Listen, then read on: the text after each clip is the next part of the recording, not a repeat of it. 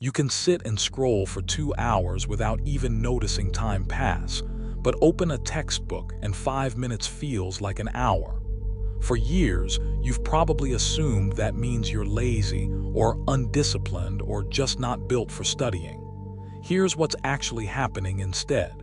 Your brain isn't broken. It's simply running on a very specific chemical, and right now, studying is one of the few activities in your life that isn't giving that chemical what it actually wants. Once you understand exactly what it wants, you can rebuild studying to trigger it on command. And by the end of this video, you'll know exactly how. Let's start by clearing up the biggest misunderstanding about dopamine, because almost everyone gets this backwards. Most people think dopamine is the pleasure chemical, the thing your brain releases when something good happens. Neuroscientist Robert Sapolsky at Stanford ran an experiment that proved that's not quite right. He trained monkeys to understand that after a signal light turned on, pressing a lever 10 times would produce a food reward. Then he measured exactly when dopamine spiked in their brains. It wasn't at the reward. It spiked the moment the signal light came on, and stayed elevated through the entire chase, dropping right as the food arrived. Dopamine, it turns out, isn't about the reward at all. It's about the anticipation of getting it. Here's where it gets even more interesting, and directly explains why your phone is so much harder to put down than your notes. Sapolsky ran a second version of the same experiment, except this time, pressing the lever only produced food 50% of the time, completely at random. Dopamine levels didn't drop with the uncertainty. They spiked even higher and stayed elevated for far longer than when the reward was guaranteed. This is called a variable reward schedule, and it's the exact same mechanism slot machines are built on, and the exact same mechanism your social media feed is quietly built on too. Certainty calms your dopamine system down. Uncertainty is what keeps it firing. Now compare that to what studying actually looks like for most people. You open a textbook. You already know exactly what's on the page. There's no uncertainty, no chase, no signal-building anticipation. It's the dopamine equivalent of a guaranteed reward with no surprise attached, which, as Sapolsky's research shows, is precisely the condition where dopamine barely fires at all. Your brain isn't avoiding studying because it's hard. It's avoiding it because, chemically, there's almost nothing for your reward system to actually respond to in the way it's traditionally taught. So here's the actual trick, and it comes from combining Sapolsky's anticipation research with a separate, well-established finding from memory science called the testing effect. Researchers Henry Roediger and Jeffrey Karpik found, across dozens of experiments, that testing yourself on material, actively trying to recall it before you check the answer, produces dramatically better long-term retention than simply rereading your notes, even though rereading feels more productive in the moment. Here's why that matters for dopamine specifically.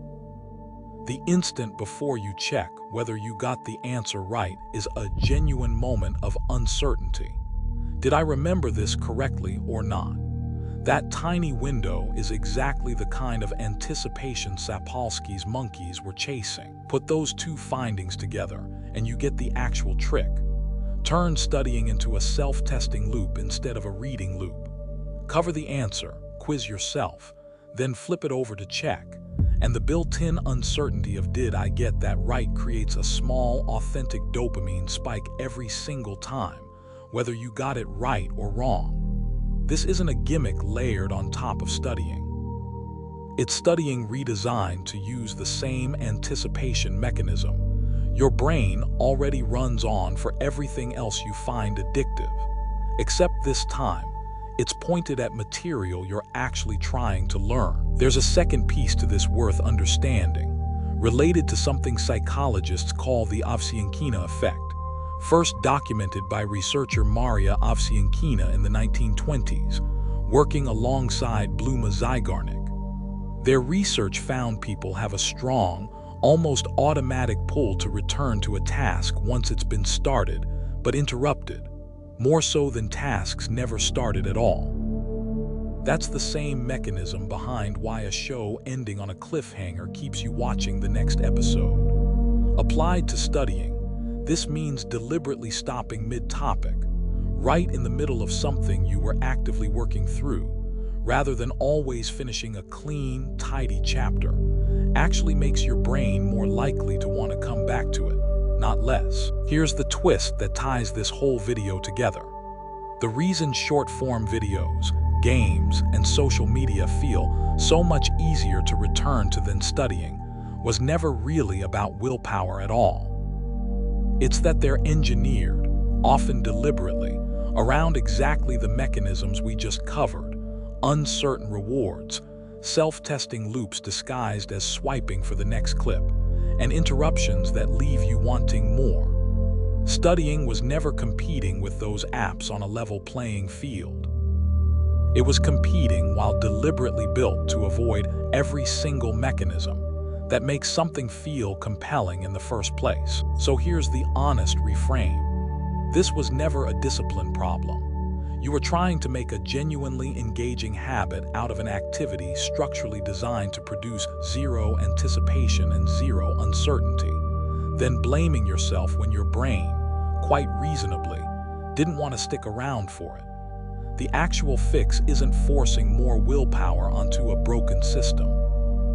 It's rebuilding the system itself, so your existing dopamine circuitry has something real to respond to. And if this kind of explanation, using real neuroscience instead of generic productivity advice, is something you find genuinely useful, that's exactly what this channel is built around.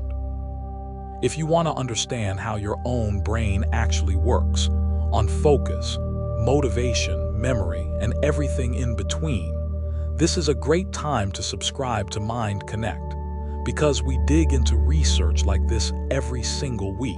So here's exactly how to apply this, starting with your next study session. Step 1. Stop rereading notes passively, and instead quiz yourself on every section before you check the answer.